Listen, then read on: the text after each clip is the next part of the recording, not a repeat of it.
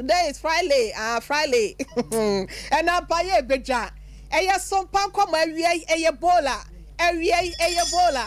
Eye bola. Eye extra large. Na ene wo bi de mamo. Ye twetwe so kra. And now da ababa wabi eba ha se no mo se friend Fidaus. Na samo beka ya reho. Na cha se to da bia na wase wutimi si wutra se wusu kakra no.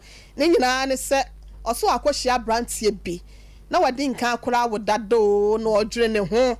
Emmemme ne convince techre madane techre mawe no mde besi ni so a oje atum ekwawie eche okwo a ese ba bia woda no yeyi na wode anyina ma yade asa besu akwada no so be ma ne se wo hwe akwada no na wo hwe maame na ka ho ana asesen ene obeti emu ensem nto aso na baba wa bi nso asenom ye mpna twie mema konkode wonu mutimi kan hye Emma so die to kura bodwe se ya pa lai ya se no so entimi na atenka nyankopon de bedua ye mu se ya papo se ya bonio eto da bia de what se santrofia no ma uja ho ana se uja de bia ja o sa ho so enye yie ebusia ai akwaya se minister memo aba kansem